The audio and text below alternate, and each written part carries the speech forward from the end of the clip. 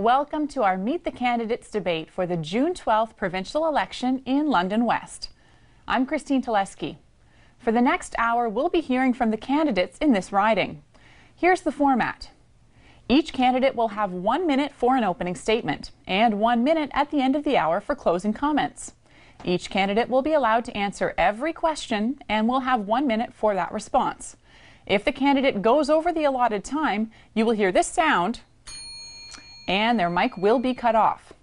If a specific candidate is mentioned by another and there is need for a rebuttal, granted at my discretion, and the length of that rebuttal will be 30 seconds.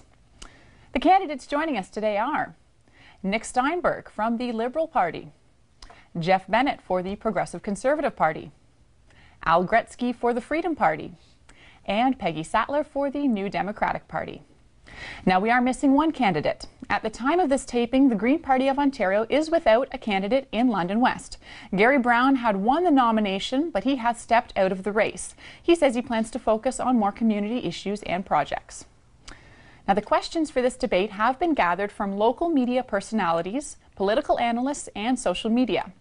And before coming into the studio, we drew names to determine the order of opening statements. Based on that drawing, we will start with Nick Steinberg. So Nick, whenever you're ready, your opening statement.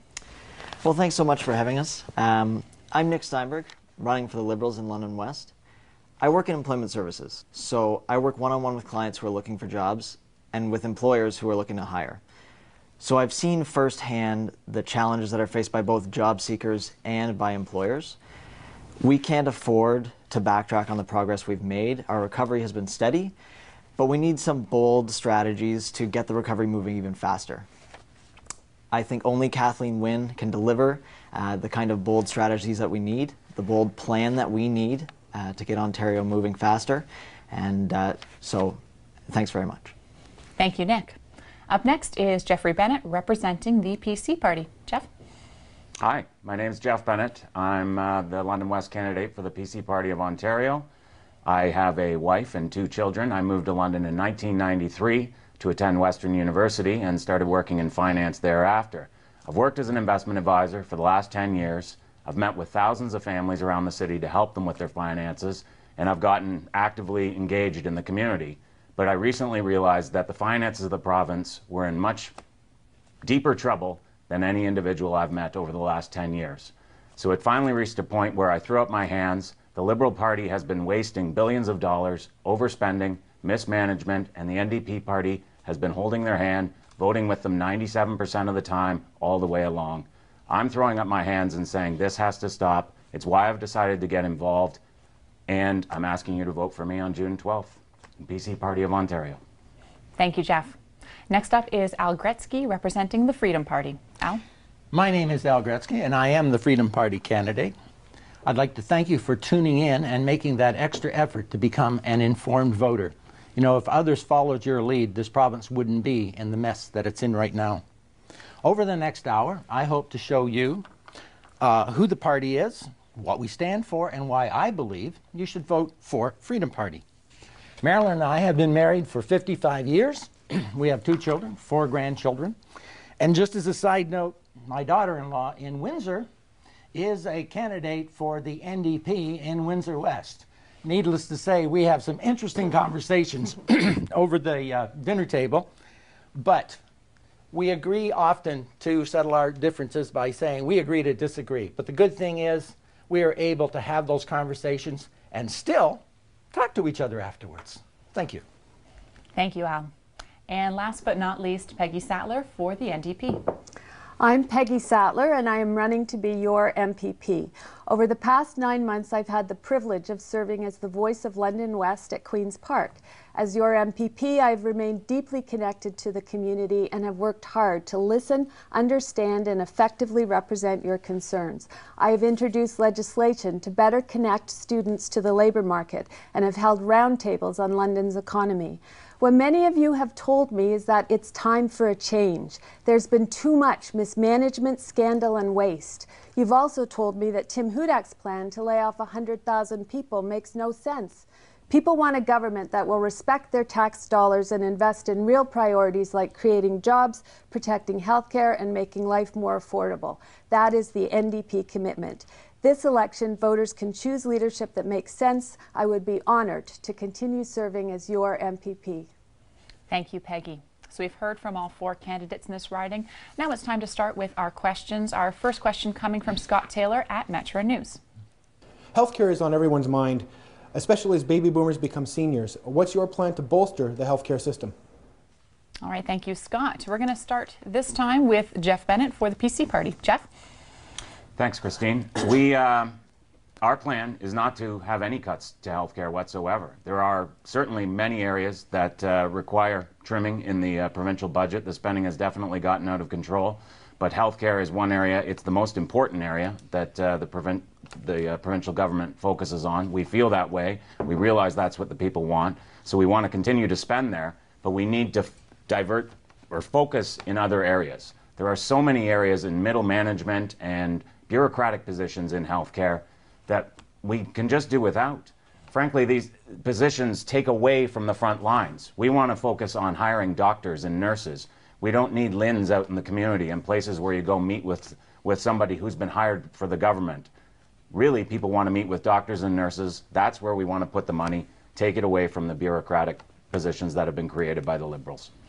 Thank you, Jeff. Next up, Al Gretzky from the Freedom Party on healthcare. Thank you for the question. Healthcare is one of those issues where the Freedom Party is really different than all of the others. We are basically saying that we have to approach a different strategy when it comes to healthcare. We can no longer simply go along and keep throwing money into the system. It has to be changed.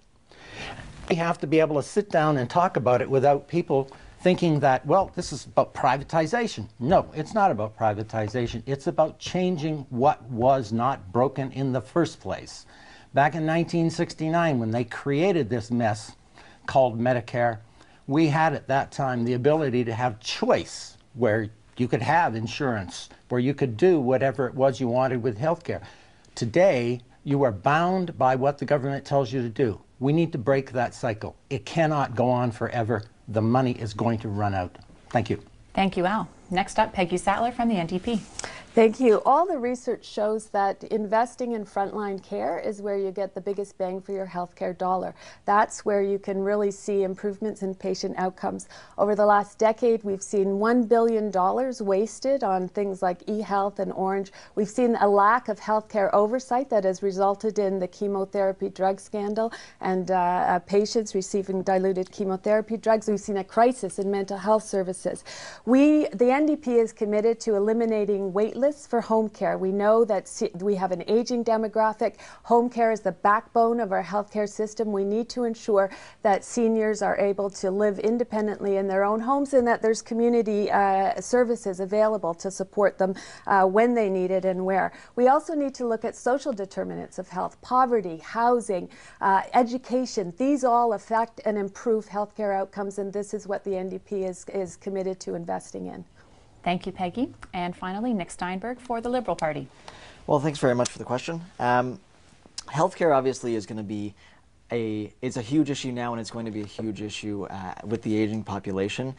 There are some really encouraging things to me that we've done over the last few years and that have come out in this, in our platform, in the budget.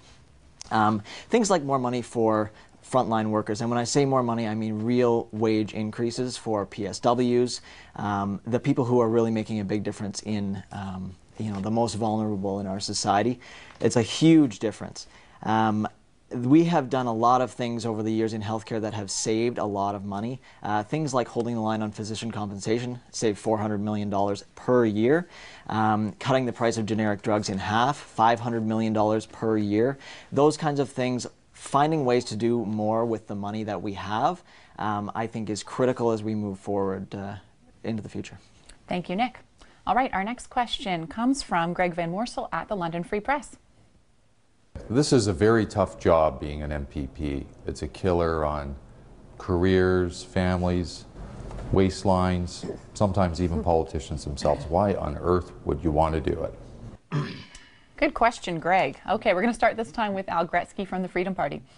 You want to do something like that because you want to give back to the community and what it gave you in the beginning.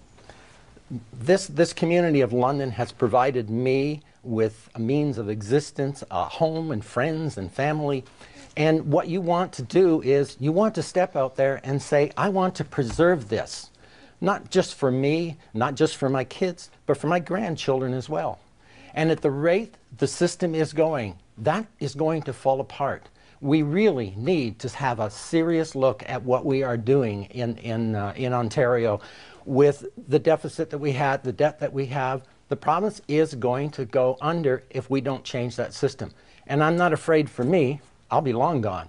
I'm afraid for my grandchildren. That's why I'm doing this. Thank you, Al. Okay, Peggy, why do you want this job? Well, I got involved in public education as a school trustee back in 2000 when my kids were little. They were just entering the school system. And my motivation then was to make sure that other kids who didn't have the advantages that my own children have had access to high quality public education. And that's the same motivation that is leading me to step forward for political office. I want to make sure that all citizens in this province have access to high quality health care, have access to jobs and employment, have access to opportunities to earn decent living so that they can raise families, they can remain active and engaged in their communities, they can establish relationships with neighbors and be active in community activities. This is what contributes to meaningful quality of life, and this is why I want to run as an MPP. Thank you, Peggy. Nick Steinberg for the Liberals. Well, my reason for running is very simple. As I said, I work in employment services. It really has been my passion to work one-on-one with people to help them pull themselves out of hard times. It's not about doing the work for them. It's about giving them the opportunity to work hard and succeed. And I see this as an opportunity really to make those possibilities really available to everyone, give everyone the same chance that they can put in the effort and find a good result for themselves and their families. And that's really why I'm in this. Thank you, Nick. And Jeff Bennett, why are you doing this? Well, I'm doing it because I'm a relationship builder. I've been an investment advisor for 15 years, 10 years as an advisor, but 15 years in the industry. And I didn't get into that industry because I love watching the stock ticker all day. I feel I have an aptitude for it, but I really got into it because I love going out and talking with families and meeting with people.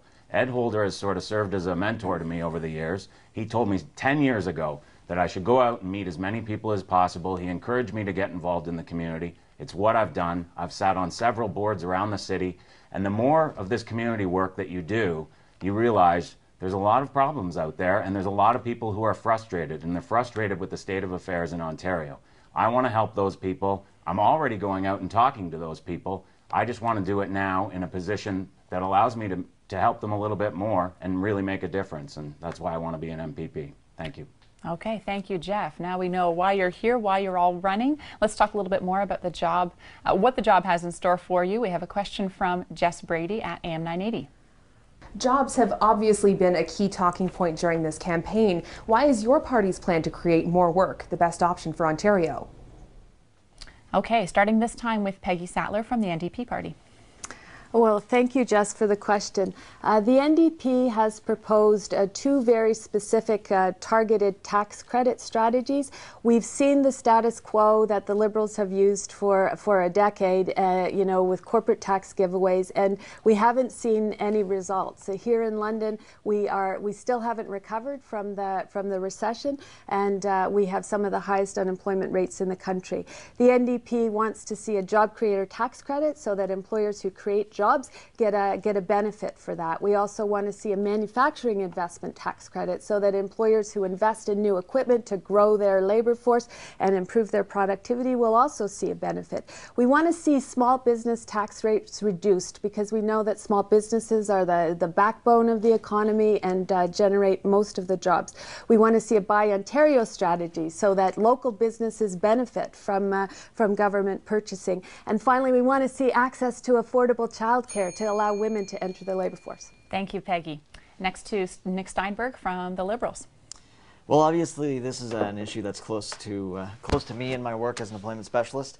I think there are a few really good things that are in our plan that set us apart. One that I'm really excited about is finally bringing high-speed rail to southwestern Ontario, linking London to Kitchener-Waterloo to Toronto. I mean, London to Toronto in 40 minutes. would completely change the landscape of southwestern Ontario and really open things up. I also think that initiatives like the $2.5 billion Jobs and Prosperity Fund, based on very successful programs that are already in existence that we brought in, would really allow businesses to expand, hire more people, maintain jobs, and invest in the future. I also think that, I mean, Peggy mentioned thinking that there were no results. I think that you would have to ask places like Broza, places like Dr. Etger.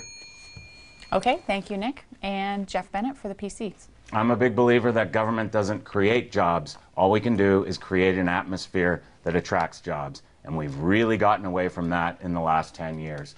We have an atmosphere here in London and in Ontario that is not very appealing to business owners and the type of people who go out and provide these positions. The PC plan is the only plan.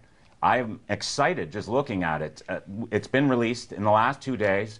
Tim Hudak has unrolled it. There's plans to reduce corporate welfare, eliminate the College of Trades, affordable energy. Energy costs in this province are soaring. I cringe when I open my bill. It's so much higher than it was a few years ago, and believe it or not, it affects business right across the board, and it keeps businesses from creating more jobs. And we need to improve the atmosphere. We need to create an atmosphere that's friendly to business, friendly to job creators, and that's what the PCs are going to do. Thanks. Thank you, Jeff. And Al Gretzky from the Freedom Party. Why is your party's plan to create the jobs the best option for Ontario? Thank you for the question. Oddly enough, I have to agree a little bit here in that we have way too much government getting in the way for business. Way too much. They are so far into our pockets and into our lives, and that's the basic problem that we have. We need to get back to the point where individuals, capitalists, if you want to call them that, who have competition in their blood, want to start businesses, and instead of being blocked by everything going, the high hydro rates, bureaucracy, it is just insane for anyone who wants to try and start a business. We have to do that. We have to provide that ability for people to go out and create the jobs that are going to hire individuals and bring the tax dollars in the way that it should be, the way that it used to be. Thank you. Okay, thank you, Al. We are ticking right along here. We've got another question, this one from Mike Donachie at Metro News. Is high-speed rail good value for money, or could the money be better spent in another way? Okay, we're starting this time with Nick Steinberg from the Liberal Party. Question about high-speed rail. Well, thanks very much. Obviously, I just mentioned this in my last answer, so very excited about high-speed rail. I think connecting London with Kitchener, Waterloo, and Toronto will open things up a great deal. One of the biggest issues that I see with my clients is the ability to get to jobs. The jobs are out there. They have the skills to fill them. We have to be able to connect the two. I also think that in London, specifically with the burgeoning tech sector, some of the amazing startup companies in London, I think being able to connect those companies with companies in Kitchener, Waterloo, in Toronto on a very quick basis, I think that's totally invaluable. And the feasibility studies have been done, and the estimate is that by the time 2025 rolls around and we've recouped from ticket sales and those kind of things, it'll cost about $500 million over the course of those 10 years. I mean, it's a no-brainer. Okay, thanks, Nick. Jeff Bennett for the PCs. Is high-speed rail good value for money? It's not good value for money right now. It's unrealistic. We don't have the money for it. We can't afford it. I like the idea like anybody else. I go down to Toronto for work, and it's a pain getting down there. I would love to envision myself riding a bullet train and being there in 40 minutes. But realistically, the province of Ontario cannot afford it right now. The Liberals have put that out there as a goodie to try and attract votes. It's not realistic. It's going to bankrupt the province. It's just one of these things that they're throwing out there, but they have no plan for putting it in place. And it's not something that can happen, especially in the next 5 years. We need to get the province back on track financially, and unfortunately, high-speed rail just isn't part of it. My kids would love to go to Disney World twice a year also, but if the money isn't there, I have to say to my children, I'm sorry guys, I'd love to do it too.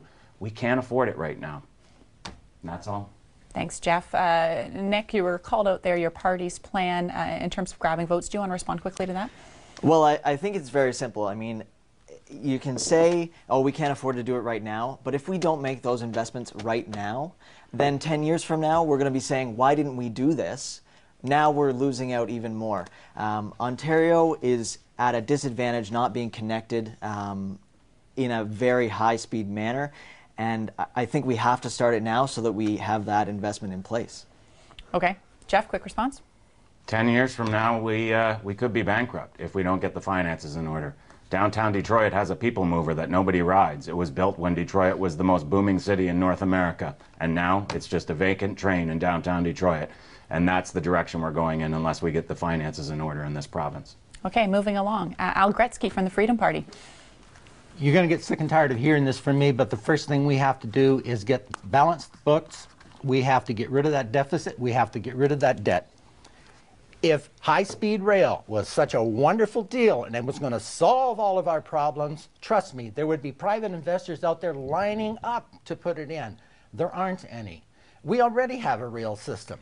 And what are they doing? They're actually shutting stops down and shutting where they go. Is that an example of how much we need a system like that? No. The most important thing that we can do in Ontario right now, balance the books, get rid of the deficit, lower that debt, and everything else will fall into place. Get government out of the way. Thank you. Thank you, Al. And Peggy Sattler for the NDP. Well, thank you. I like the idea of high-speed rail, and I do agree that it is an important long-term infrastructure goal for this community. But I really wonder whether the Liberals thought it through before they threw it out here a couple of days before the possible election.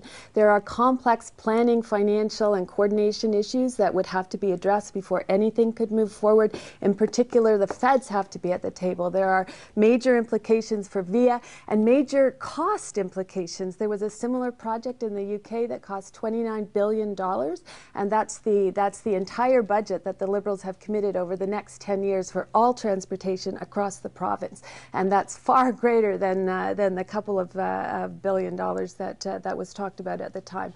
But there has to be a meaningful discussion with the city about municipal priorities, whether it's BRT, industrial land acquisition, high-speed rail, whatever. But I think that it is an important goal in the long term. Okay, thank you, Peggy. Let's move along to our next question. This one coming from Craig Needles at AM 980. The beer store monopoly has been ongoing in Ontario for quite some time. Is it time to end this monopoly yet, which is controlled by foreign-owned brewers? Okay, this question starting this time with Jeff Bennett from the PC Party. Jeff? I believe so. The business person in me feels monopolies are never good. There's never a situation where the people are better off unless it's a service that can only be provided by government. But in this case, beer and liquor sales, it's not a service that can only be provided by government. It would be beneficial to the people of Ontario if we opened it up to competition. It doesn't have to be a free-for-all. You can still have some government regulation involved in that. It's happened in other jurisdictions. It happens all over Europe. It's happening in Alberta. It isn't anarchy in these places. We have to look at options. The province is going in the wrong direction financially, as I've said before. We have to look at ways at becoming better off financially, and this is one of the avenues that needs to be examined, and it'll be better for the people of Ontario. Thanks. Thanks, Jeff. Al Gretzky from the Freedom Party. How do you feel about ending the beer store monopoly? Absolutely. I'm beginning to find myself, there's a doubled issue here. And yeah, there's no need for that monopoly to be there. I mean, the government should not be involved in private business. They just should not be there. What should be happening is the government should be there to make sure there's a level playing field so that anyone in that level playing field can work. They should be the referee, so to speak, of what is going on.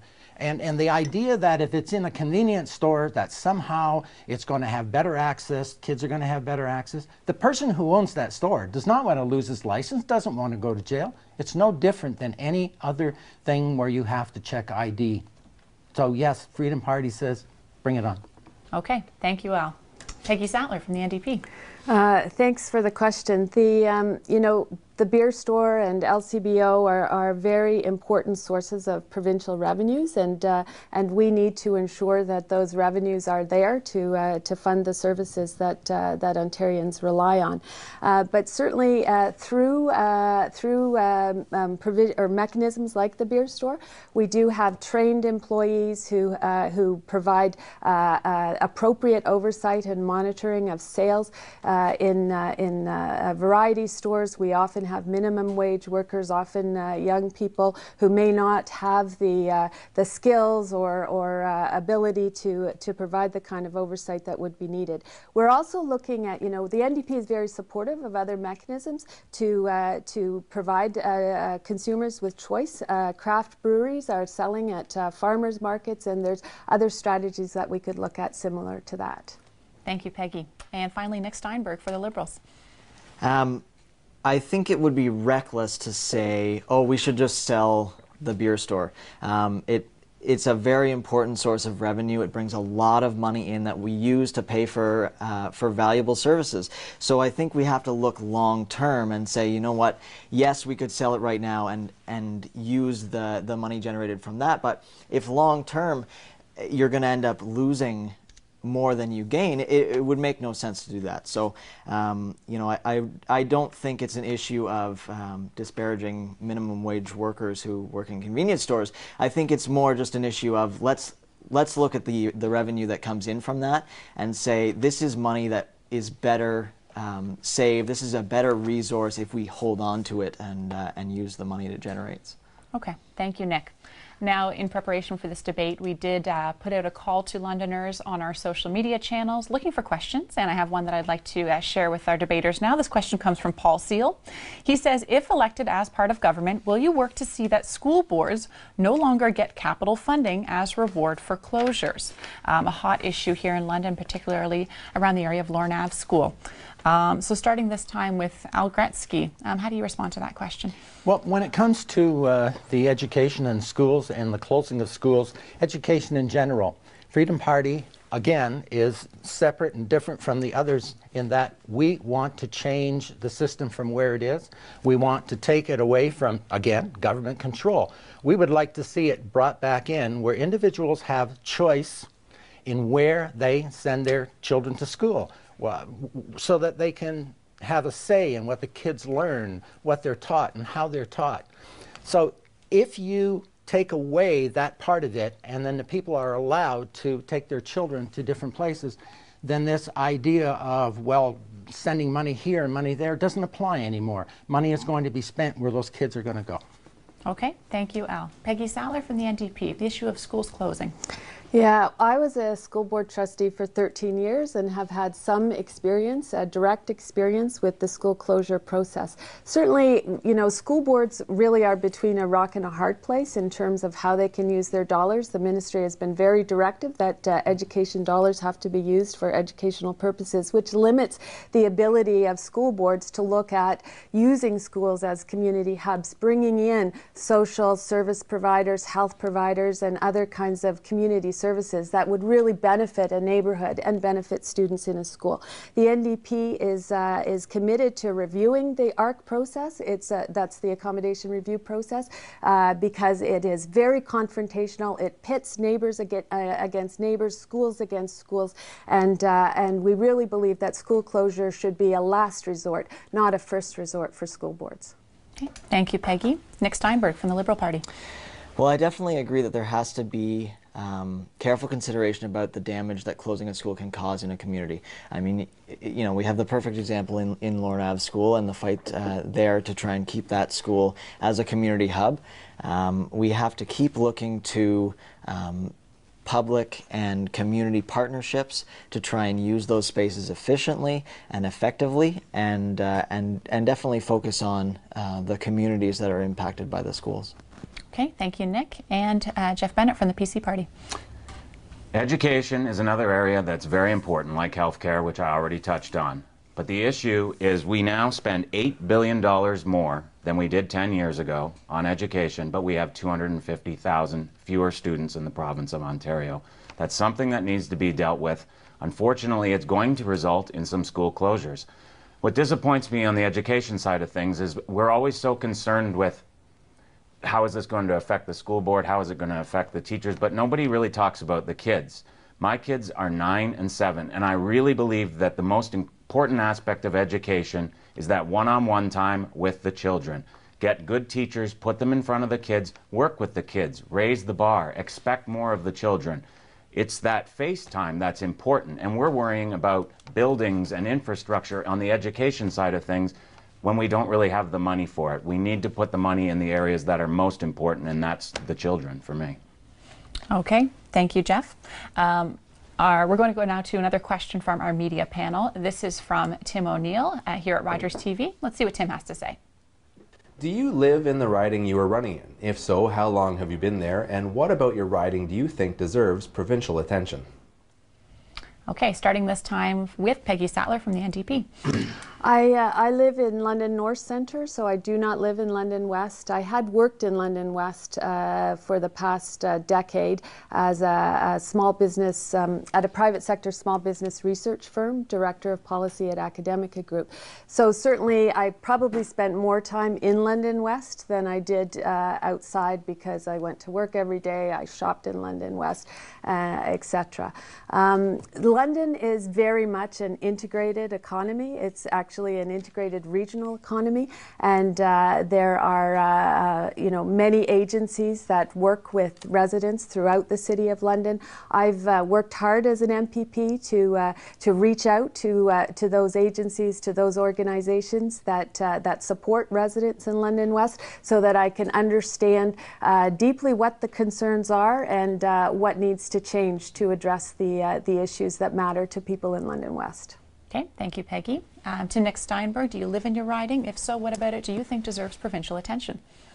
So right now, actually, I live downtown. I live in London North Centre, but I did grow up in London West. London West is very special to me. I grew up in Old South. I went to Tecumseh, and I was very fortunate to work in Chris Bentley's office when he was the MPP for London West, so I worked there for a couple of years, and I really got to know the people in the riding a lot. I was helping people out navigate the system, and got to go out and talk to thousands of London West residents. So London West really to me feels like home. I work downtown, I live downtown so I can walk to work, but there is nowhere else that I would rather run or rather be than in London West. Okay, thank you, Nick. Jeff, to you, do you live in your riding? If so, what about it deserves provincial attention? I also do not live in the riding. On a good day, I could maybe drive a golf ball from my backyard into the riding, so I'm very close, but I really don't feel that it matters. I care about the City of London. I've been involved in this community for 15 years in various capacities. I've met with thousands of families around the city. I've sat on various charitable boards. I've raised tens of thousands of dollars for children's charities here in the city, and not once, when I'm presenting checks to these organizations, has anyone ever said, "Which area of the city do you live in?" I care about the City of London and its people, and that includes the people of London West, and I just want to see what's best for the city. I feel like I have an aptitude for getting out there and talking with folks, and I'll gladly do it in London West, and I feel I'll be a very good representative at Queen's Park for those reasons. Thanks. Thanks, Jeff. And Al Gretzky from the Freedom Party, same question to you. And once again, I can say I'm totally different than the folks that are sitting at the table with me, because I've lived in London West for well over 30 years. What matters to London West? I think the best answer to that would be to say it's the same thing that matters to everybody, not just in London West, but all of London. We need work.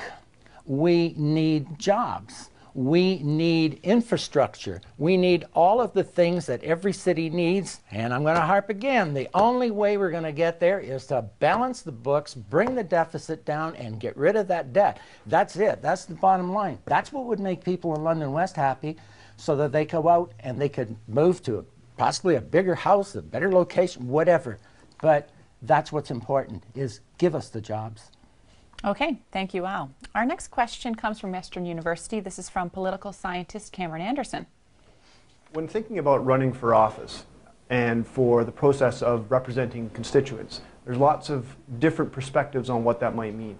I'm curious to know what your conception of political representation is. Okay, a little bit of political theory there. What does it mean to you to run for government? What is your conception of political representation? Starting this time with Nick Steinberg from the Liberals. Well, as I said, I worked for Chris Bentley for a couple of years in his London West office, and I really learned a lot from Chris about what it means to provide good political representation.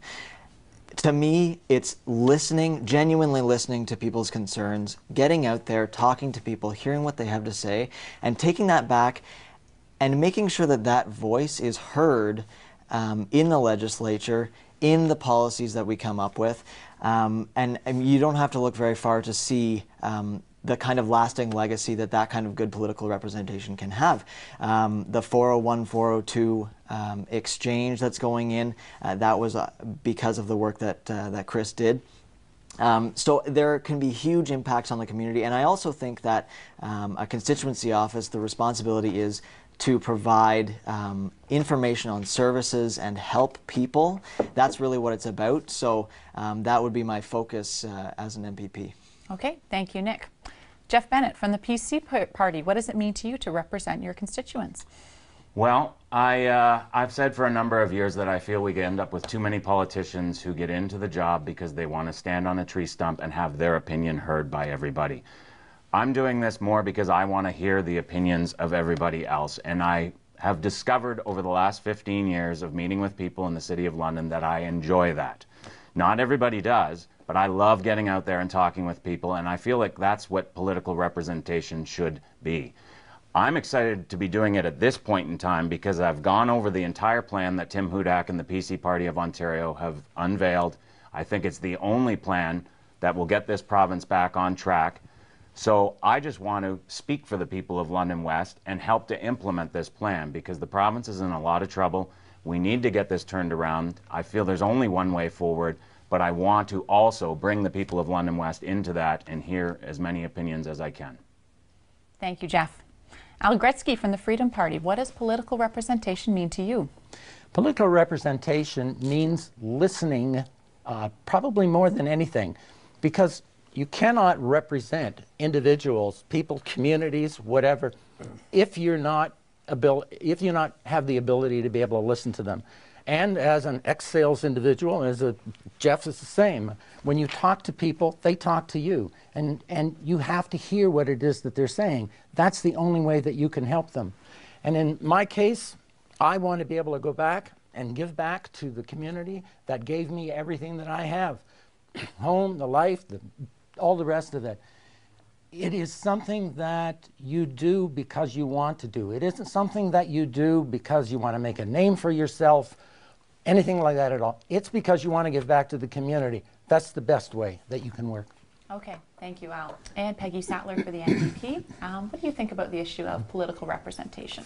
In my short time as an MPP, I've really discovered that taking on that role, you're taking on two very distinct jobs. There's the work you do at Queen's Park, and there's all of the political, negotiations and things that go on there. And then there's the really important work you do at the constituency level. And the challenge has been making sure that both of those roles are informing each other. And so as a representative for London West, I have listened closely to what people have had to say as I'm out there knocking on doors and as people are coming into my office. And this has enabled me to bring forward concerns of actual individual constituents and ask questions, demand action from the government to make sure that those issues are addressed. Okay, thank you, Peggy. Our next question comes once again from Jess Brady at AM 980. Do you believe that giving government cash to companies to leverage jobs is a form of corporate welfare? All right, starting this time with Jeff Bennett from the PC Party. It is a form of corporate welfare, and it's something that the PC Party of Ontario wants to be rid of. The first item in the Million Jobs plan is replace corporate welfare with lower taxes. When you have corporate welfare, when you're giving cash to individual companies, government is picking and choosing which companies receive those, and oftentimes they're the companies that are struggling, and it's at the detriment of all the other great companies that are actually providing the jobs. I have been against corporate welfare for years. I continue to be. I was excited when I went through the PC plan going forward and realized, wow, they want to replace corporate welfare with lower taxes. Lower taxes to businesses benefits all the businesses that are out there. And then we let the market decide which businesses are going to be successful, and then those will be the ones that produce the jobs. We don't need government choosing and deciding which businesses they think should be most successful. Thank you, Jeff. Al Gretzky from the Freedom Party, how do you feel about this issue of corporate welfare? Yes, that's exactly what it is. It's nothing more and nothing less. In the real world, in the world of competition, in the world of capitalism, you let the business go. You let the business do what it does. And once you start putting money in from other people's pockets without their say-so, without asking them, you're picking and choosing. I ask you the question, would you go to your government and say, here's all of my money, please invest it for me the best way you can? Of course you wouldn't. And so that's what they're doing. They're taking your money and they're giving it away. Get government out of the way. Get back to what it should be. Stop giving away our money. We can't afford it anymore. This province is almost done, almost broke. Come on, please, stop doing that to the people. We need better representation. Thank you, Al. Peggy Sattler from the NDP, your response to Jess's question. There's lots of evidence from other jurisdictions to show that very strategic, targeted investments of public dollars in firms is a really effective way to jumpstart the economy. We've seen that in the U.S. with the Job Creator Tax Credit, which is an initiative that the NDP is proposing in this campaign and has been proposing for a while. What doesn't work is no strings attached corporate giveaways, and that's the approach that we've seen over this past decade by the Liberal government. Money is given away to corporations with no requirement, no quid pro quo, that jobs have to be created as a condition of receiving that public money. The PCs and Tim Hudak are proposing just to eliminate corporate taxes by taking $3 billion out of the economy, and it's magical thinking to think that that is going to have any kind of impact on creating jobs and getting the economy moving. Okay, Jeff, if you'd like, I'll give you a quick response to that issue about the PCs and Tim Hudak's plan, and then we're going to go to Nick for a response as well. All right, I feel very strongly that it's the NDPs and the Liberals that have magical thinking. We have a plan to create an atmosphere that's going to create jobs in the province of Ontario. The PC party's plan is not to create the jobs themselves, because as I said earlier, government doesn't create jobs. We need to create an atmosphere that attracts jobs. And that's part of it, and there's no magical thinking involved. And corporate welfare to a select few companies is not part of that. It doesn't attract jobs. Okay. Nick Steinberg from the Liberals, your chance to respond. Well, I think we don't have to look too far from home to see the benefits of targeted investment in businesses. We can look at programs like the Northern Ontario Development Fund, which spawned the Southwestern Ontario Development Fund, have been very successful in bringing private investment into the province. They have a rate of return of about 8 to 1 private to public funding. So the money is coming in from the private companies. And I also think that because we already have one of the lowest corporate tax rates in North America, it's unfair to say that, oh, cutting corporate tax rates is what brings jobs in. We already have one of the most competitive tax rates going. So if that were the case, then we wouldn't have any issues. Okay, thanks, Nick. We're going to get to our next question, which is from Craig Gilbert at the London Community News. London police are having trouble balancing the budget, and they depend on provincial funding for a number of things, including salary offsets and special projects for guns and drugs. If it were up to you, how would you focus law enforcement resources?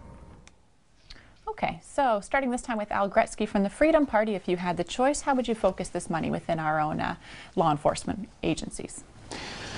The issue of the law enforcement and the money that they receive, really, that's a system where we have to change how that money is given out in the first place. The idea that they can ask for a certain amount of money, go to arbitration, and 9 times out of 10, usually 10 out of 10, get that arbitration, that system has to change. There is not enough money to keep that going. They must live like everyone else does, within their means, within their budgets. That's the part of this whole thing that's missing. And all of this money that's being given out, and all this money and all these plans they're making, it's your money they're spending. And they're spending it without any accountability whatsoever. You need to draw that all back in. You need to be able to take control of that money so that this province can get back on its feet and be the #1 province again. Thank you, Al.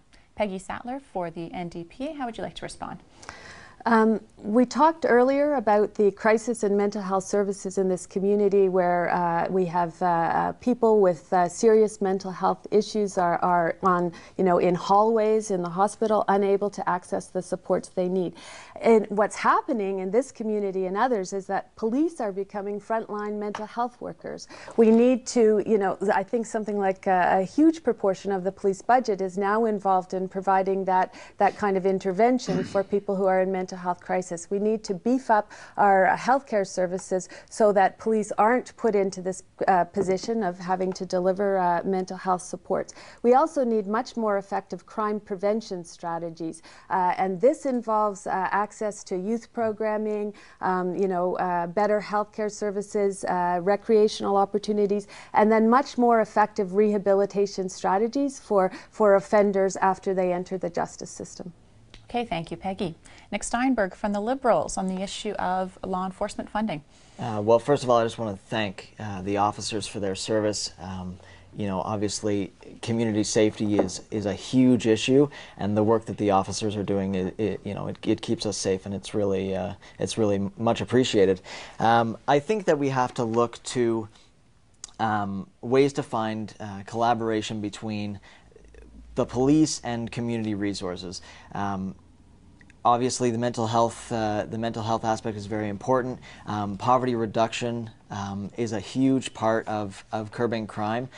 So things like raising the minimum wage, which was $6.85 when we came into power in 2003. It's now going up to $11 an hour as of June 1st.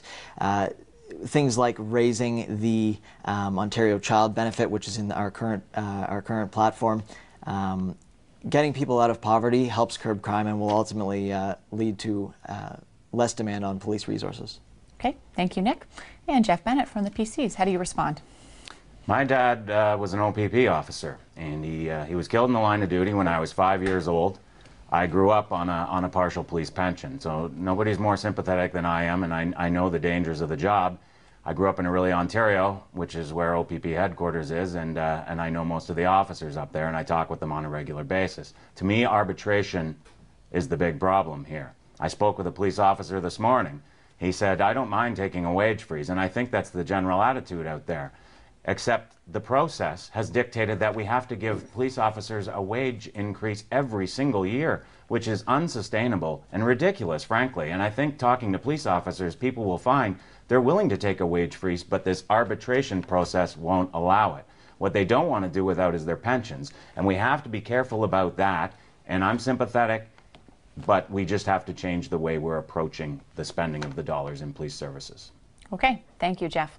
Going back to AM 980 now for a question from Craig Needles. We've heard a lot about integrity and trustworthiness during this campaign. Are those really the key issues in this campaign, is who's the most trustworthy? Okay, a question regarding integrity, so important in our elected officials. We're going to start this time with Peggy Sattler from the NDP. Trust and integrity are actually the most frequent issues that people talk to me about at the doorstep. People have become very disillusioned with politicians. They are cynical about the political process, and they just feel that they've lost confidence in the ability of elected officials to try to negotiate and improve people's lives, make things better for the people that they represent. In particular, they've seen the Liberals and the $1.1 billion wasted on the gas plants and e-health and Orange and a number of other scandals that has left them feeling that they can't support the Liberals again. They see Tim Hudak and the PCs proposing to slash 100,000 jobs across the province without really thinking about what that means at the community level. And in London, we know the impact of job loss. So yes, people have lost trust. Thank you, Peggy. Now, both the PCs and the Liberals were mentioned there, but we're coming to you for your statement, so I'll let you answer in order. Nick, you can go ahead with your response. Obviously, there have been issues in the past that we have taken accountability for. Kathleen Wynne's message this entire time has been one of collaboration, of rebuilding relationships. So I think that needs to be a continued focus. Bringing in accountability measures is extremely important. Not just, it doesn't matter who's in power, having those accountability measures in place is critical to keeping money directed where it's supposed to be going.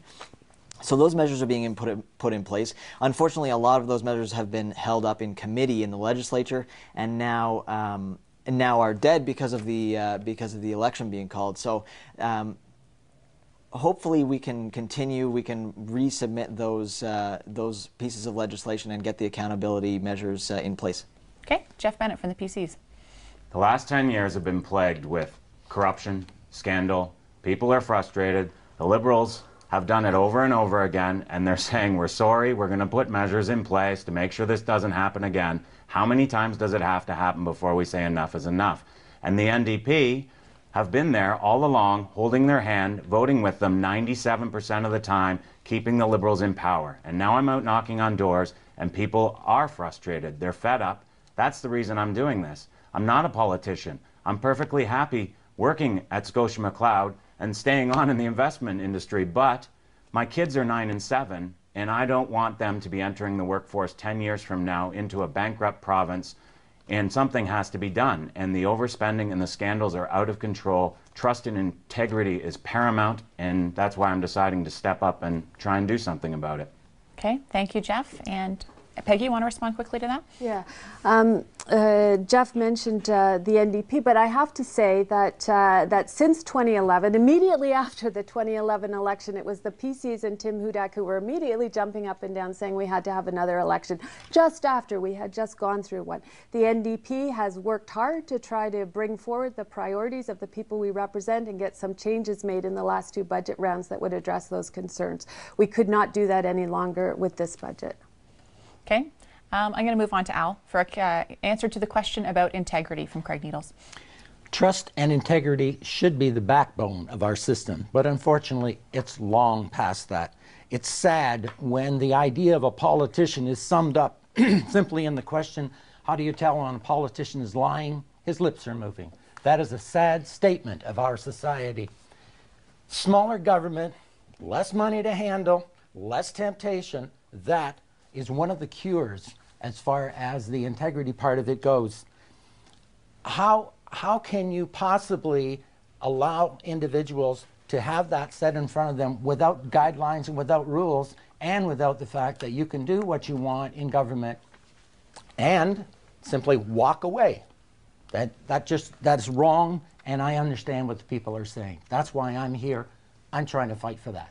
Okay, thank you, Al. I'm afraid that's all the time that we have for questions. We're going to get to our closing statements in reverse order this time, so we'll be starting with Peggy Sattler from the NDP. Peggy, whenever you're ready, your final thoughts. After 11 years in government, the Liberals are offering more of the same. Lots of spending without any accountability. Tim Hudak and the PCs are offering to take Ontario backwards by cutting 100,000 jobs in education, healthcare, and social services. Only Andrea Horwath and the NDP are offering real, practical, sensible plans to create jobs, make life more affordable, and make government more accountable. On June 12th, I would be honored to have your support. Okay, thank you, Peggy. And sorry, I shouldn't have mentioned, you do have a full minute, if you'd like, for your closing statements. Going now to Al Gretzky with the Freedom Party with your final thoughts. Thank you. Sick and tired of being told by the Liberals, the Conservatives, and the NDP that Ontario is sick and tired and getting worse? Well, we know that already. What we'd like to know is, how are they going to fix it? And when you ask that specific question, you're told, trust us. Trust who?